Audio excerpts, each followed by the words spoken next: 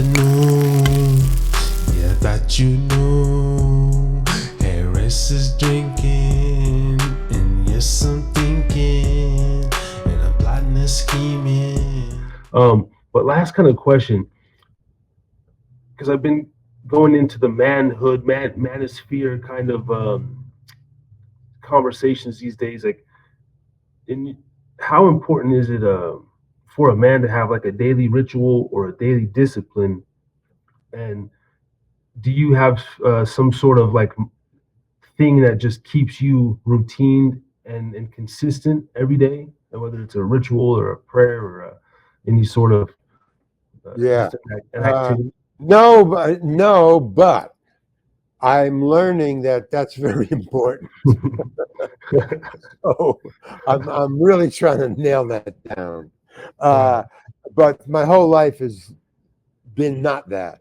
Okay. No ritual, no routine, nothing that you could pin me down as something I do every day to just get my head straight. But I find that as I get older, it's becomes more important, to just you're like, yes, there is a ritual. Oh yeah, I do have one, and I learned it from a general or something, like a ship's captain, Hmm. I mean, a big deal, somebody in the army or navy.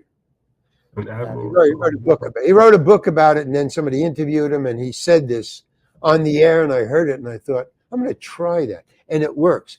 And what he said was, just when you get up in the morning, make your bed.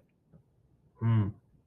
It's just like a simple sentence among a lot of other sentences that he said. I go blah blah blah blah blah blah, and then when you get up in the morning, make your bed, and blah blah blah blah blah blah blah. Do all these other things and all these things. And I heard just that, and so I said, I'm going to try that. Now that was, I would say, that was about 5 years ago.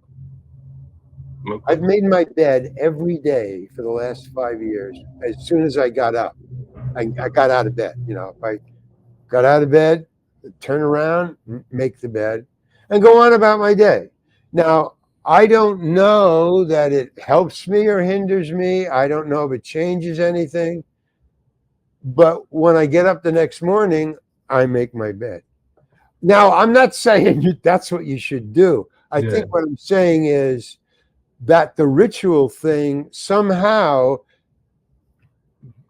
rejiggles your mind to a straightening kind of mellow, okay, at least we got this down, and it readjusts the rest of your day. I think that that's true.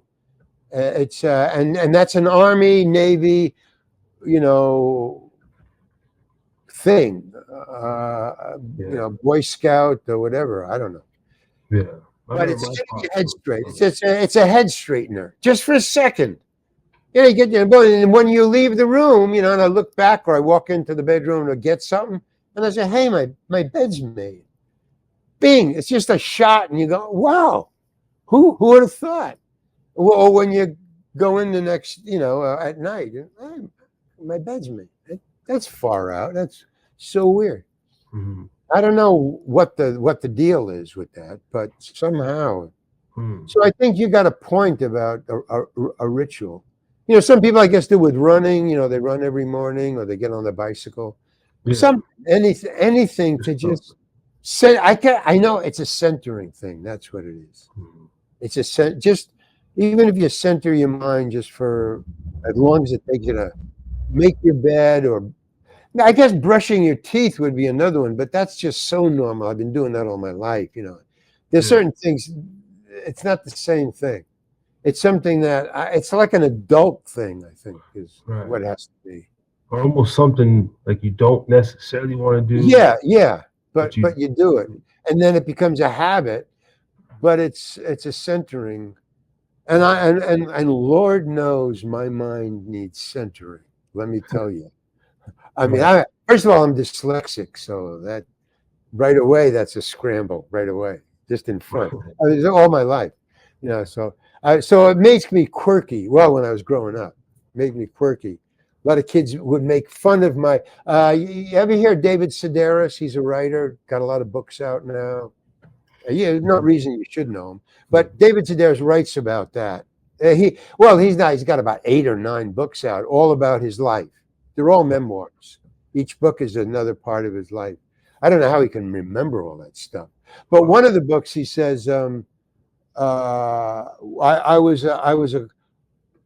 don't think he used the word quirky, but he said, as a young kid, I was different, kind of quirky. I don't know, I'll use the word quirky. He said I was quirky, and everybody would point it out to me. My parents, my friends. I would do strange things.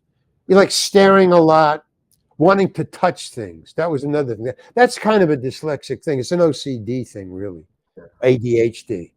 But we just wanted to touch things. Just yeah, I know what that was like.